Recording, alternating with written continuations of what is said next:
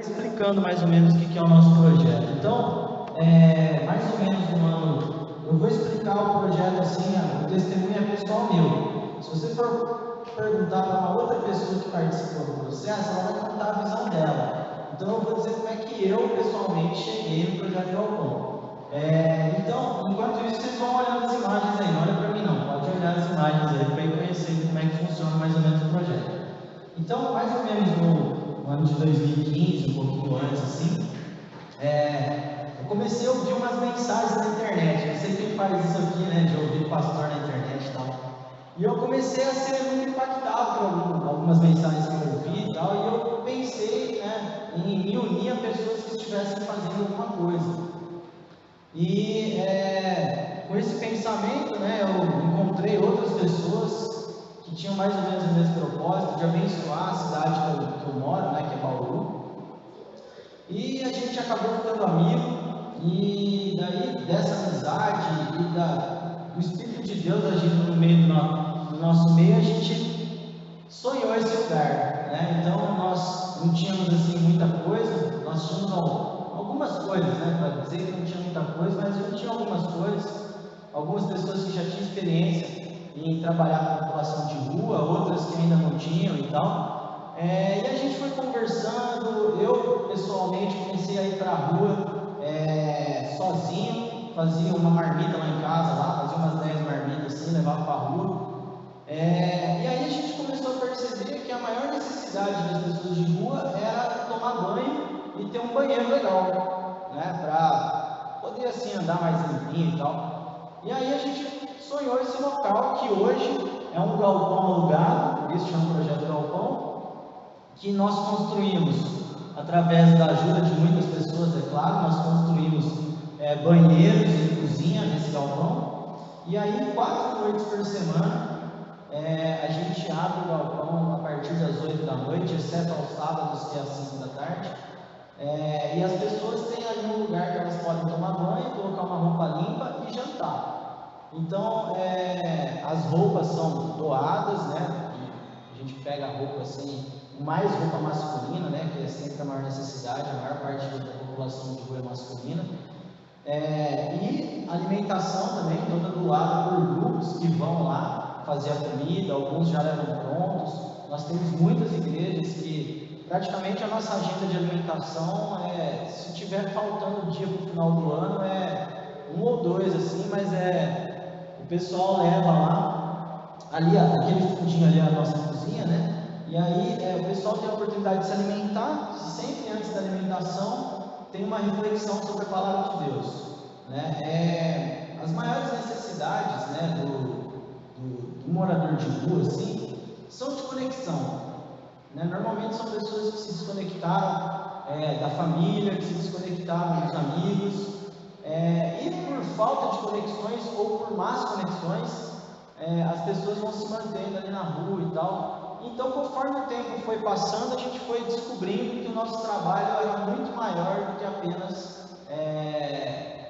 dar uma roupa e dar uma alimentação. E na verdade hoje essas pessoas são os nossos amigos, né?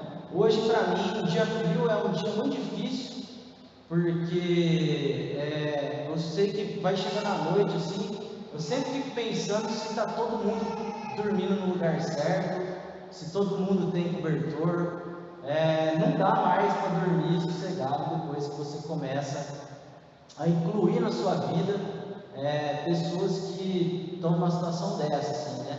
E a verdade é essa mesmo, né? Essas pessoas elas vão se tornando nossos irmãos, embora eles sejam irmãos ainda com uma compreensão um pouco mais complicada, assim, de repente tem ali um vício, alguma coisa assim, mas a gente considera eles nossos irmãos. Aí eu vou deixar o vídeo aí para vocês prestarem atenção.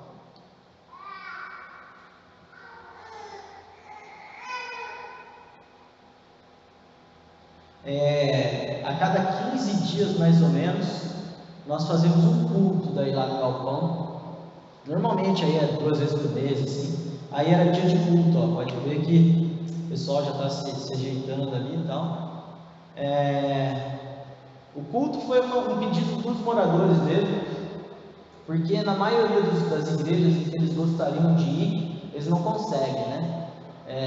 Não há espaço assim, as pessoas não recebem muito bem um morador de rua que às vezes vai estar ali cheirando mal, embriagado, né? Então eles mesmos pediram para que a gente fizesse os cultos, e aí 2 vezes por mês aí rola um culto com um som meio rock and roll assim. Mas resumidamente, assim, bem resumidamente, o projeto funciona assim. Nós não temos assim um líder, nós somos um conselho de liderança composto por várias pessoas, e esse conselho ninguém tem mais poder do que ninguém e tal. E uma das características do projeto é também ser interdenominacional, né? Então ele não é ligado a nenhuma denominação, não responde a nenhuma denominação. Qualquer igreja que quiser se envolver, pode se envolver. Dentro do conselho também nós temos uma variedade muito grande de pessoas, que é justamente para que o projeto seja o mais diverso possível, né? Também, estando assim várias pessoas diferentes juntos, nós temos variedades de ideias e a coisa vai muito melhor, né? Se a gente talvez fosse criar um animal, a gente ia criar um animal que tivesse carne, botasse ovo, a picanha, voasse, desse para montar em cima, mas Deus não gosta disso aí não, né? Deus gosta de cada animal fazer uma coisa diferente, né? Justamente para que a gente se encontre nessa nossa diferença. E pessoalmente falando, né, sabendo que era um culto de missões, assim, quando eu era adolescente eu adorava conferência missionária e tal, mas aí com o passar do tempo, né, alguns sonhos meus de missionário eles não foram se realizando. Eu tinha diversos sonhos assim, de ser missionário em outros países, coisas assim. Só que uma coisa que acontecia comigo quando eu ia nessas conferências missionárias é que eu sempre pensava em copiar.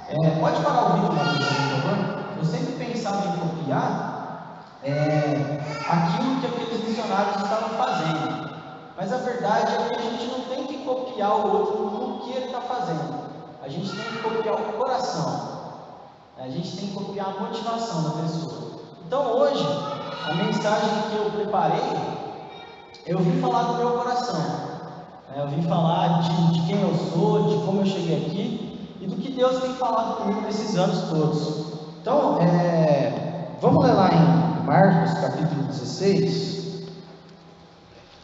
Então, só para explicar também, né? José colocou lá no cartaz que eu sou missionário, e eu sou missionário mesmo, mas eu tenho uma ocupação formal, né? Eu trabalho na Justiça do Trabalho lá de Bauru. Minha esposa é professora, embora agora ela vai estar afastada para cuidar do benzinho, nosso filho. Minha esposa está ali no fundo. E daí no meu tempo vago eu estou no projeto, né? Já há 3 anos também. Então Marcos capítulo 16 é o texto mais famoso de missões. 16, do 15 até o 18. Se der para colocar o slide, vamos ver se vai dar para enxergar. Diz assim, e disse-lhes: ide por todo o mundo, pregai o evangelho a toda criatura. Quem crer e for batizado será salvo, mas quem não crer será condenado. E esses sinais seguirão os que creem. Em meu nome expulsarão demônios, falarão novas línguas, pegarão nas serpentes, e se beberem alguma coisa mortífera, não lhes fará dano algum, e imporão as mãos sobre os enfermos e os curarão.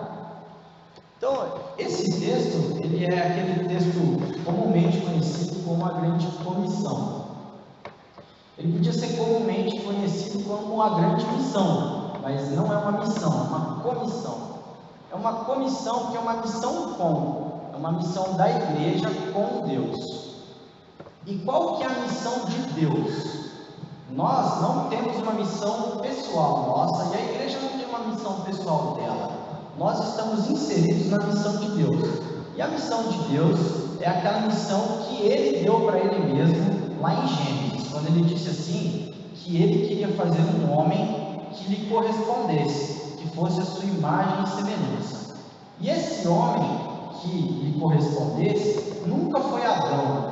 Adão era só uma maquete do homem que iria corresponder a Deus.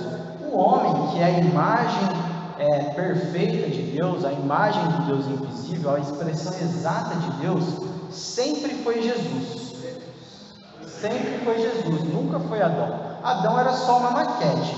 Então, Adão, como uma maquete, ele prefigurou, ele foi assim uma demonstração do que Deus gostaria de fazer, porque o que Deus gostaria de fazer mesmo era a mesma coisa que Ele fez com Adão. Quando Adão dormiu, Deus foi lá, abriu o lado dele, de lá ele tirou a mulher. Então era isso que Deus queria fazer com Cristo. Cristo dormiu, morreu, e do lado dele, quando o soldado enfia lá e sai água e sangue, dessa morte de Cristo, desse sono de Cristo, seria tirada a igreja.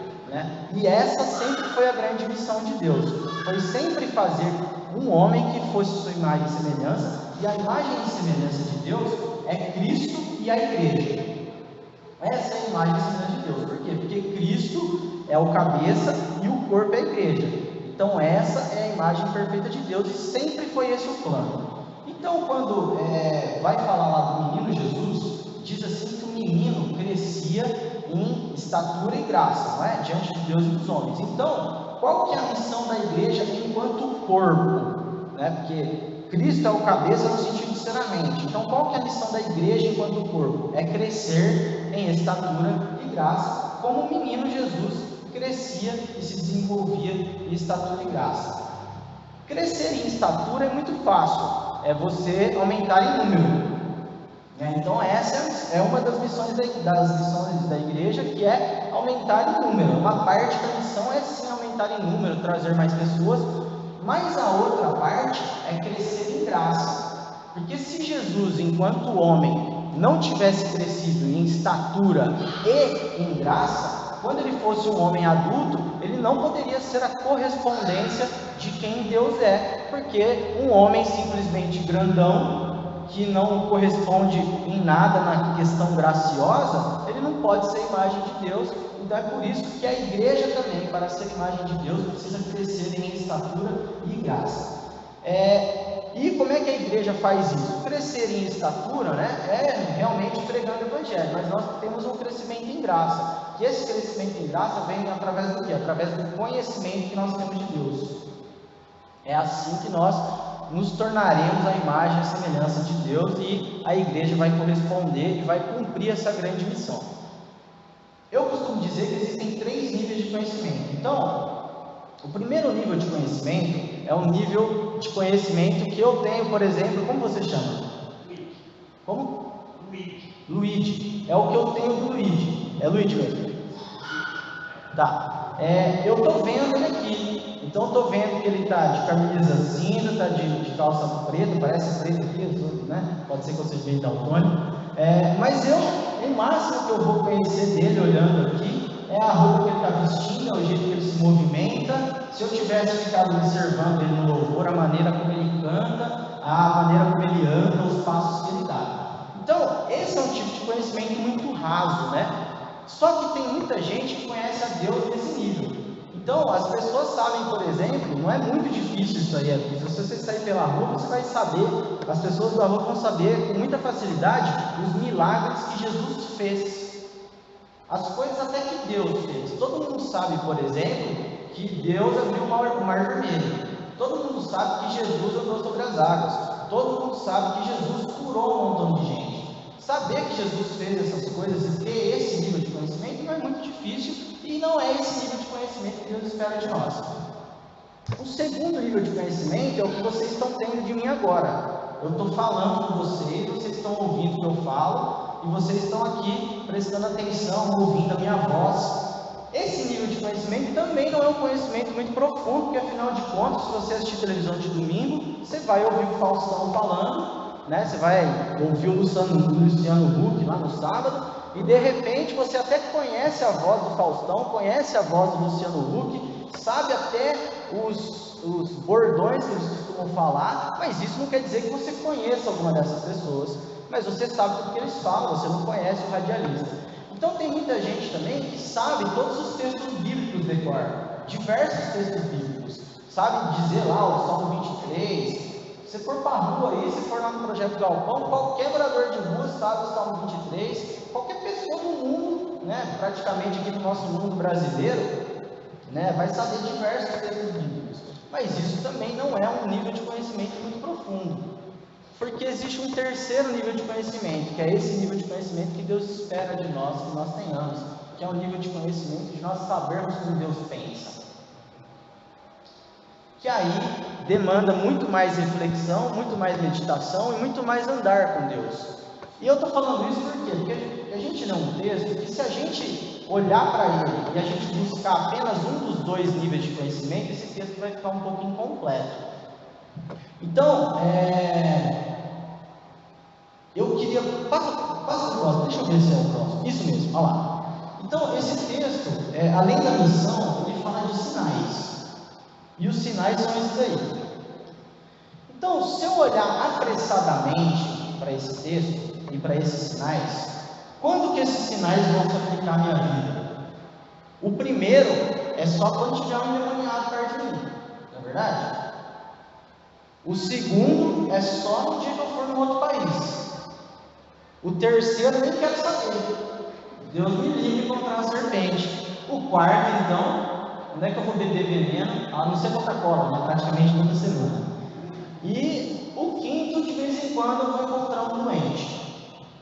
Só que Paulo diz assim, que toda a escritura, serve para nos ensinar. Então, esse texto precisa me ensinar alguma coisa para eu usar no minuto seguinte da minha vida, no outro minuto, amanhã de manhã, beleza?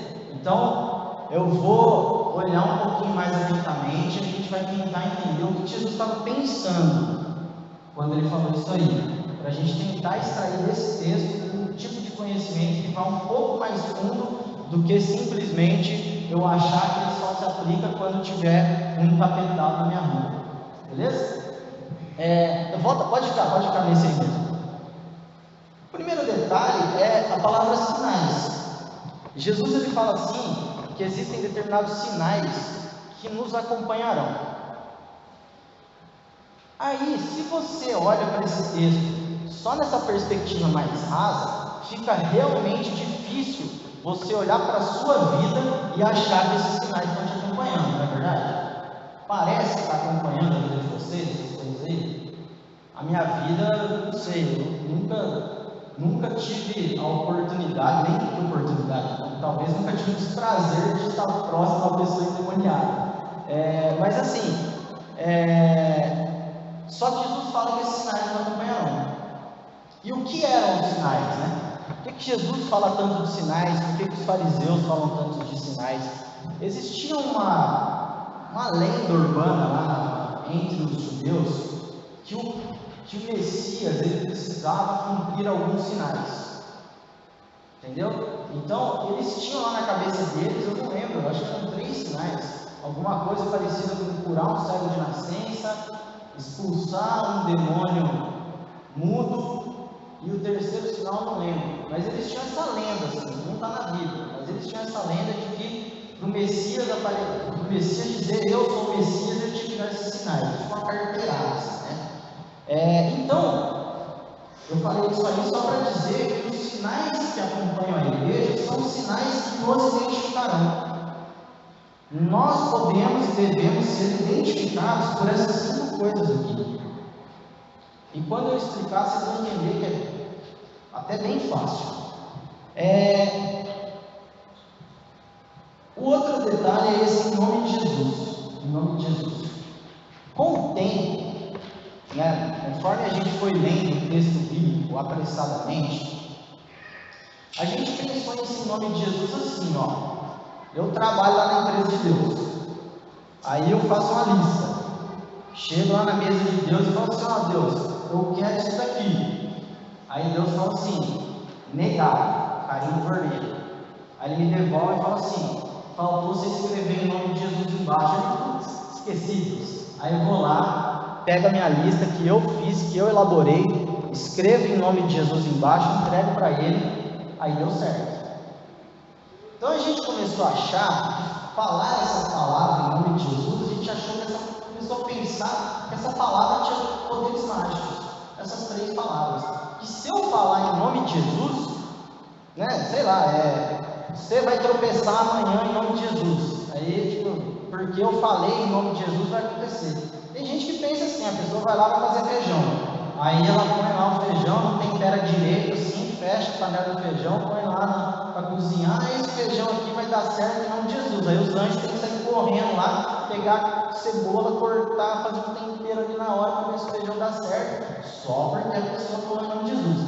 Mas não tem nada a ver com isso. É o contrário. Como é que funciona em nome de Jesus? Em nome de Jesus é assim, ó, é Jesus que vem com a lista, entrega para mim e fala assim, Gustavo, se você pedir as coisas que estão escritas nessa lista em meu nome, Deus vai te atender. Muda, né? Então, como é que eu vou saber o que está escrito na lista? Meditando na Bíblia. Essa é a lista. Então, no dia que a minha vontade estiver harmonizada com a vontade de Deus, tudo que eu pedir, Jesus vai me dar. Só nesse caso, né? Quem falou uma coisa parecida com a que eu estou falando? Tiago, né? Falou assim, ó, vocês pedem e não recebem, porque vocês estão pedindo coisas para o seu próprio prazer. Entendeu? Então, resolvido esse nome de Jesus, resolvido por quê? Porque em nome de Jesus é a condicional para todas as outras frases. Então, eu vou expulsar o demônio se eu estiver fazendo isso em nome de Jesus, ou seja, se a vontade de Jesus for que eu expulse esse demônio. Mas, né, em se tratando de demônio, a Bíblia não relata nenhum demônio que Jesus tenha falado que não ia expulsar. Então é todos, beleza? Mas como é que vai funcionar isso aí? Então vamos lá para expulsar demônios. Eu acho que agora dá para ir para a próxima. Expulsar os demônios, isso mesmo. Então, vamos analisar lá, vamos olhar mais a fundo o que era uma possessão demoníaca. Uma possessão demoníaca, nos tempos de Jesus, era algo que fazia mal em 3 níveis. Ou aquilo fazia muito mal para uma pessoa só, porque Jesus se encontrou com muitos endemoniados que estavam sozinhos. Então aquela pessoa já tinha, né, largado lá os vínculos sociais dela, ela tinha se isolado e Jesus encontrava com aquela pessoa sozinha, e aí Jesus ia lá e expulsava o demônio daquela pessoa. Existiam demônios que faziam mal para um grupo determinado de pessoas, que é o caso, por exemplo, daquele menino que o demônio jogava ele no fogo, jogava ele na água. Não sei se vocês lembram desse caso aí. Chega um pai, um menino, e fala assim, ó, o demônio que está nesse menino aqui, tem uma hora que joga ele no fogo, tem uma hora que joga ele na água. Então, além de fazer mal para o menino, fazia mal para alguém que precisava ir lá tirar ele do fogo, fazia mal para alguém da família que precisava tirar ele da água. Então, é um demônio que atuava sobre um determinado grupo de pessoas. E existia um terceiro tipo, que era o gadareno. Era o gadareno que fazia mal para uma comunidade inteira, para um grupo indeterminado de pessoas. Qualquer pessoa que passasse perto, que era aquele cara lá que prenderam na corrente, que morava no cemitério e tal, esse cara fazia mal para a cidade inteira. Então, para a gente ampliar esse conceito, o que é expulsar os demônios? E é isso que Jesus está nos dando autoridade para fazer. Autoridade. Qualquer problema que afete uma pessoa é minha responsabilidade. Nossa responsabilidade como igreja. Qualquer problema que afete um grupo determinado de pessoas é nossa responsabilidade. Qualquer problema que afete um grupo indeterminado de pessoas é nossa responsabilidade também. Por exemplo, você conhece lá uma criança que tem problemas de ir para a escola, que ela não está se dando bem na escola, não sei o que lá. Você conhece uma criança, esse problema é seu. Aí você conhece lá uma escola dentro do seu bairro que está lá com problema de, sei lá, muita cadeira quebrada, né? Um demônio lá quebrando as cadeiras. Esse problema é nosso. Ou você conhece lá um país chamado Brasil que tem problema na educação para tudo quanto é lugar. Esse problema é nosso também. E eu falei autoridade porque a autoridade é diferente de poder. Eu vou fazer uma pergunta aqui, eu vou responder logo, então não precisa ficar pensando muito, mas é só para refletir só um pouquinho para ver o que você acha. Jesus expulsava os demônios com autoridade ou com poder? Então eu vou explicar as duas palavras, aí vai ficar bem claro. Quem já assistiu lá filme de polícia, né, ou novela lá que tem polícia, então a polícia chega lá na porta do cara, bate na porta e fala assim: eu quero revistar a sua casa. Aí o cara vira e fala assim: você tem um mandado? Não acontece assim lá nos filmes? Acontece em vários filmes, acontece isso aí. Por quê? Porque a polícia é quem tem poder. Então a polícia, ela tem o treinamento, ela tem o armamento e ela pode usar de violência em determinados casos. Então se o cara tem se a polícia tem um mandado e o cara resolve não abrir a porta, a polícia pode meter o pé. Ou em caso de flagrante, tá? Mas e quem é que tem a autoridade? É o juiz que manda. Beleza? Então agora ficou fácil. Jesus expulsava com poder ou com autoridade? Ele expulsava com autoridade. Por quê? Porque se fosse com poder, ele ia ter que catar o gadareno lá no braço. E a Bíblia fala lá que o gadareno estragava as correntes lá. Por que isso é importante para nós? Porque eu conheço muita gente que acha que para fazer alguma coisa, para resolver algum problema, para expulsar um demônio de algum lugar, precisa ter poder. Então, por exemplo, lá no meu caso, eu trabalho com moradores de rua. Se a gente fosse encontrar alguém que tem poder para resolver o problema de todos os moradores de rua de Bauru, talvez eu conseguisse encontrar um ou outro milionário lá em Bauru que ia ter dinheiro para bancar toda a coisa que a gente faz atualmente. Mas como que o projeto começou? O projeto começou com a gente não tendo quase nenhum poder. A gente tinha algum poder, mas não era muito. Um episódio bíblico que ilustra bem essa questão do poder e autoridade é Davi contra Golias. Davi não tinha poder e Golias tinha muito poder.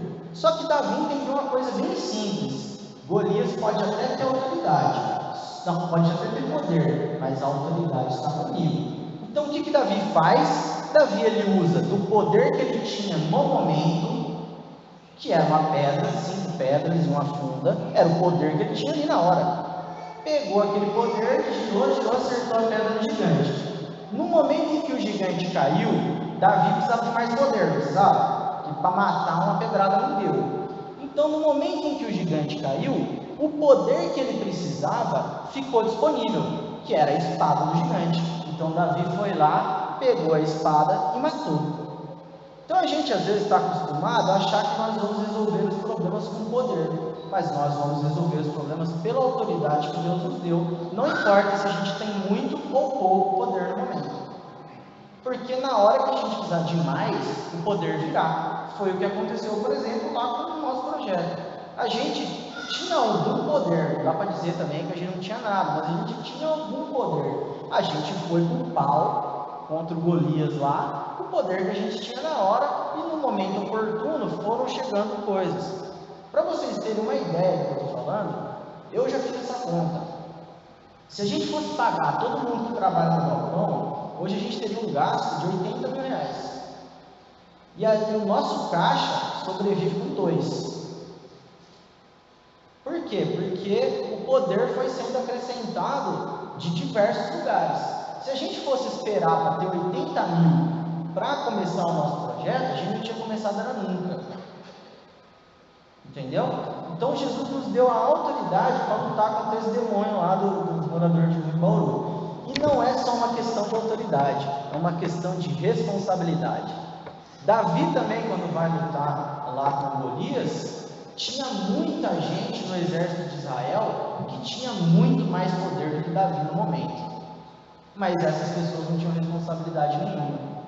Precisou vir um menino que estava cuidando lá do gado, que depois foi entregar uma marmita para esse menino. Falou assim: não, louco, que parada é essa, né? Quem tem autoridade aqui somos nós, não esse cara aí. Não é porque ele é muito poderoso. Então, não interessa o tamanho do problema, a autoridade e a responsabilidade são nossas, beleza? Vamos para o próximo? Aí, uma vez que você compreendeu o problema é seu, você vai entrar nessa outra parte, que é falar novas línguas. Toda vez que a gente se depara com um problema, e mesmo que a gente pense que esse problema é nosso, a gente tem uma tendência. Falar novas línguas nos remete lá à Torre de Babel e ao Pentecostes, né? São os dois episódios mais famosos da Bíblia que falam a respeito de línguas. Na Torre de Babel era uma língua só, virou um monte, né? No Pentecostes não aconteceu o contrário, continuou um monte de língua, só que as pessoas começaram a se entender, beleza? Então, quando a gente se depara com um problema, a gente tem uma tendência de achar que a resolução desse problema está em que todos falem a mesma língua, e de preferência a nossa, não é verdade? Então, tem muita gente, por exemplo, que quando descobrem que eu trabalho com moradores de rua, fora do meu horário de trabalho, as pessoas elas já vêm com o problema e com a solução. Então eles já falam assim: o problema dos moradores de rua é que eles não trabalham, é só pôr esse povo aí para trabalhar. Por quê? Porque essa língua do trabalho é a língua dele, né? É a língua que ele mesmo fala. Então, o nosso próximo passo é a gente compreender a língua do problema. E isso aí, né, fica bem fácil de entender para quem ou é casado ou tem filho adolescente, né? Porque quem é casado sabe que às vezes lá você tem um problema com a sua esposa lá que parece que é duas línguas totalmente diferentes, né? Ou então o filho adolescente é a mesma coisa. A diferença de gerações faz com que as pessoas falem línguas que são assim, praticamente russo com, sei lá o que, alemão, né? Não sei, o brasileiro aqui, né? Mas qual que é a grande questão? A grande questão é que uma vez que eu entrei para dentro do problema, descobri que esse problema é meu, eu preciso aprender qual que é a língua que as pessoas falam dentro dessa realidade. Então, no exemplo lá que eu dei de educação, eu descobri que o problema de educação é meu. Será que eu sei de educação para me enfiar nesse negócio? Porque também, se eu não sei, eu acho que o problema é meu e eu quero resolver de qualquer jeito, eu vou atrapalhar, né?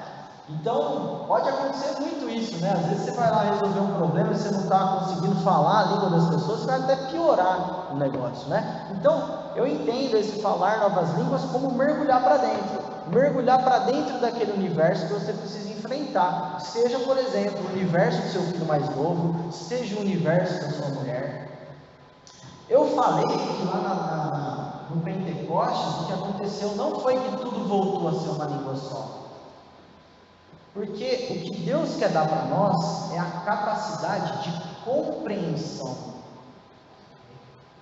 Que a única maneira que a gente tem de conseguir conversar com uma outra pessoa que está inserida num problema, que nós precisamos alcançar com a missão de Deus, é a gente falar a mesma língua que ela.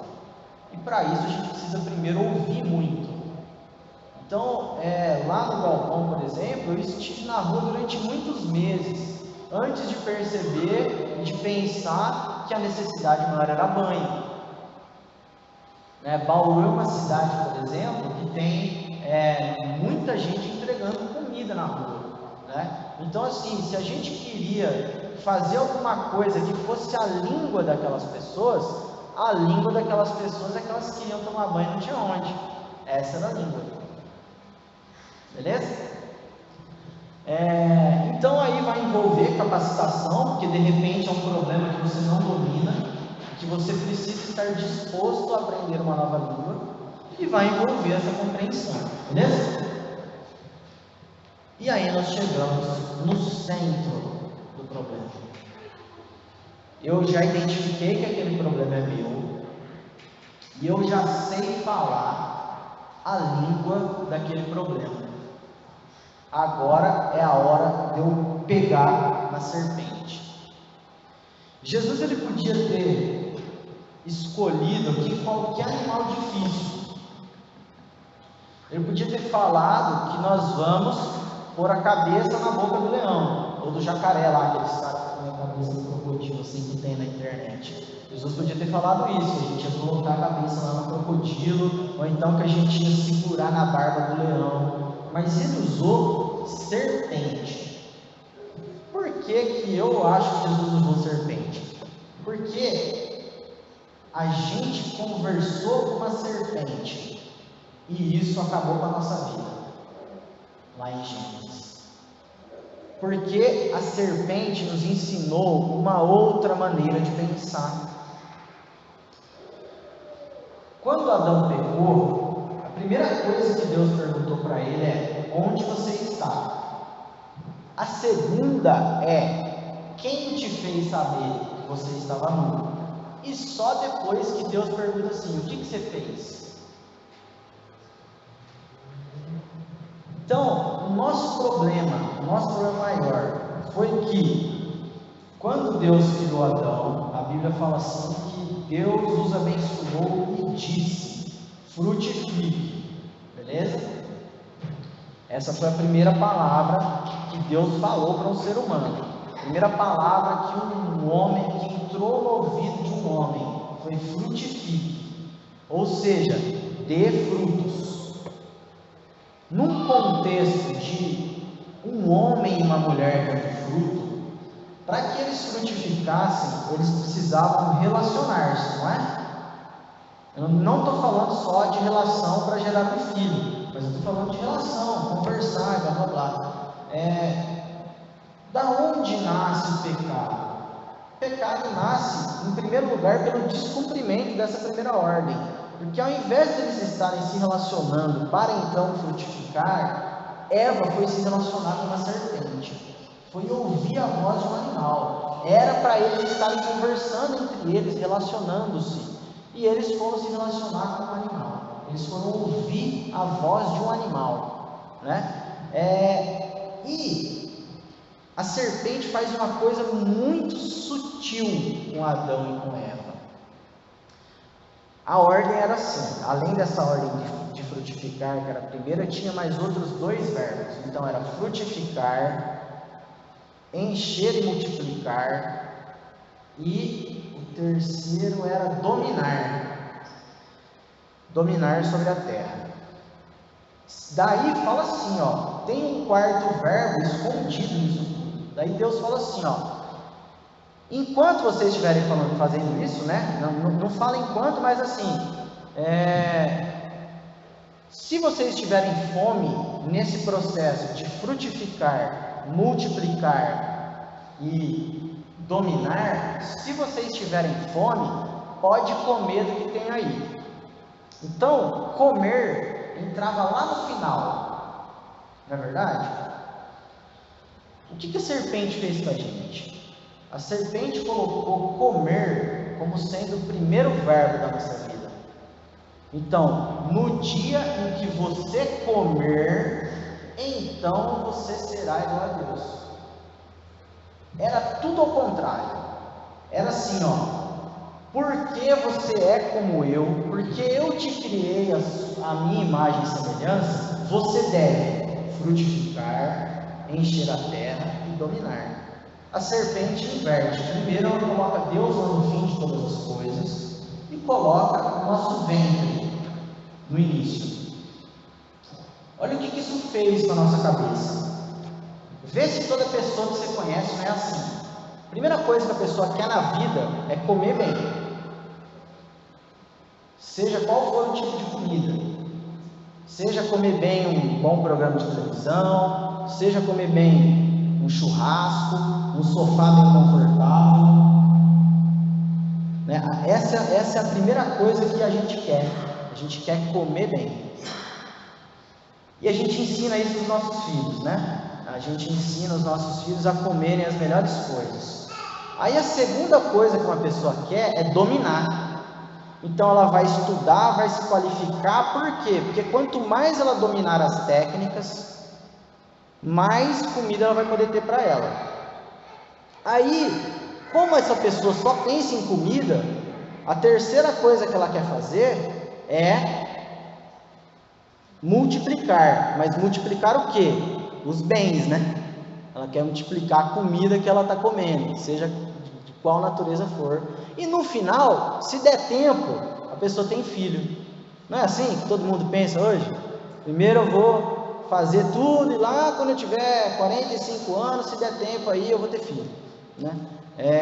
A gente foi ensinado e o nosso pensamento ele foi transformado pela serpente. E se você pensar bem, esse pensamento de ser um eterno comedor de Adão, né, uma pessoa que está só querendo receber, esse pensamento é a raiz de todos os males, porque Jesus vai dizer assim, que o amor ao dinheiro, e aí dinheiro representando todo o poderio humano, é a raiz de todos os males.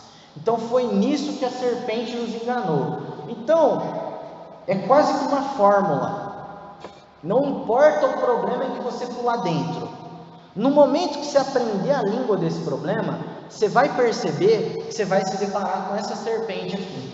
A serpente que transformou o nosso pensamento. Sabe por que eu estou falando isso? Porque no problema que eu pulei dentro, é assim. Se for conversar com um morador de rua, ele vai dizer para você que o problema dele é que ninguém no mundo conseguiu compreendê-lo e que ele é uma grande vítima. Ou seja, que ele não recebeu aquilo que ele queria comer. Ele não recebeu aquilo que ele queria comer da família dele, ele não recebeu aquilo que ele queria comer a hora que ele estava na escola, ele não recebeu aquilo que ele queria comer, e então, como a barriga dele estava sempre vazia, ele saiu pelo mundo aí para ver se ele conseguia comer outra coisa que o enchesse. Esse é sempre o problema. O problema é sempre a forma de pensamento. E por que falar novas línguas é muito, mas muito importante para nós?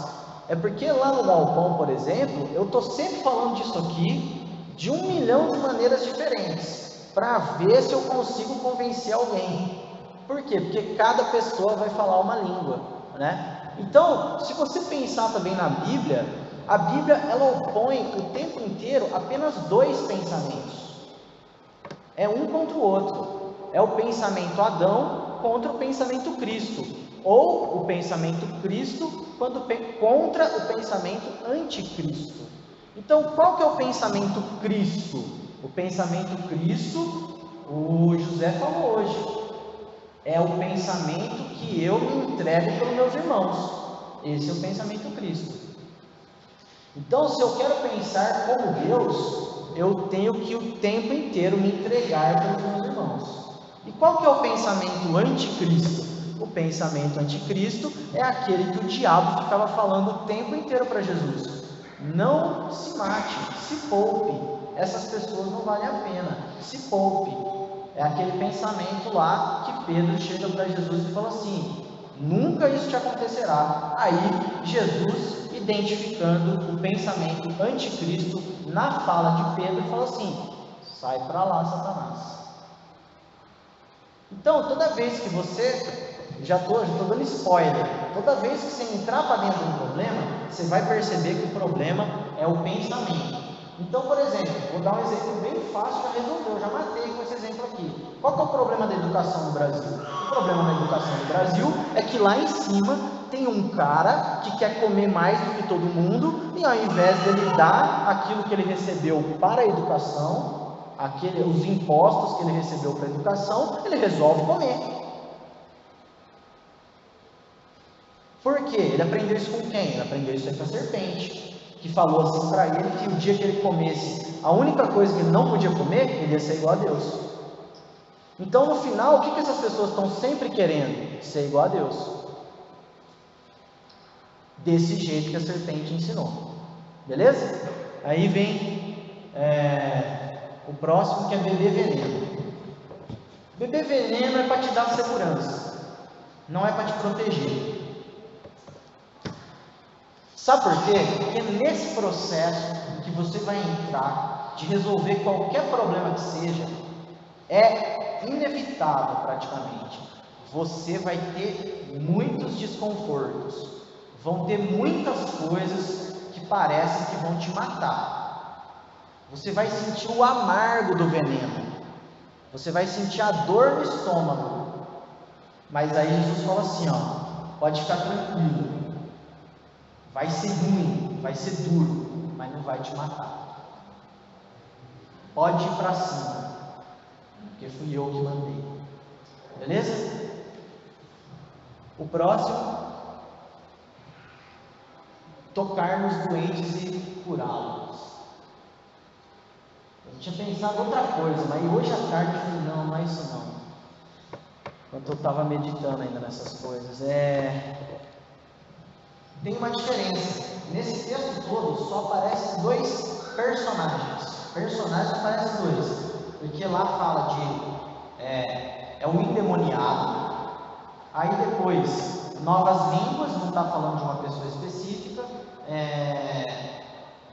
Ai meu Deus, serpente não é uma pessoa específica e não é uma pessoa ou um tipo de pessoa, e beber veneno também não diz respeito a uma pessoa. Então nesse texto só tem duas pessoas, é um endemoniado aqui e um doente nessa ponta.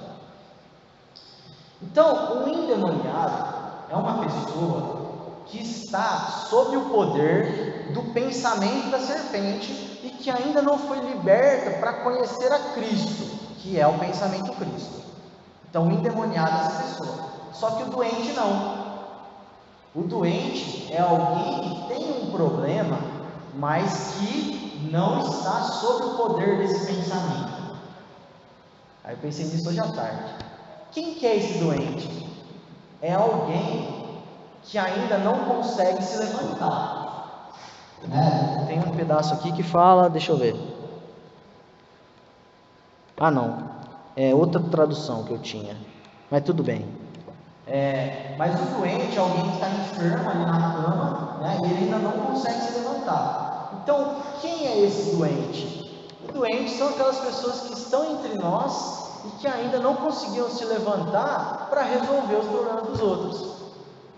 Porque no momento em que eles forem curados, eles podem ir lá resolver outros problemas, porque eles só estão um pouco enfermos, o entendimento deles só está um pouco ainda anuviado, eles ainda não estão conseguindo ainda sair por aí, cumprir a missão. Então qual que é a nossa responsabilidade? É tocá-los.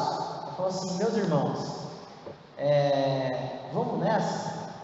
Vamos resolver os problemas que a gente tem por aí? A autoridade para resolver tudo está sobre nós, tudo, quando Jesus vai falar lá de que nós somos a luz, somos nós. Onde é que tem trevas? Qualquer lugar que tiver. Quem são as únicas pessoas que podem fazer isso aí? O governo do Brasil não vai fazer isso por nós. Sei lá, ninguém vai fazer isso por nós. Às vezes a gente fica esperando que o governo do Brasil vai resolver os nossos problemas. Eles não vão fazer isso. Eles estão preocupados em comer melhor,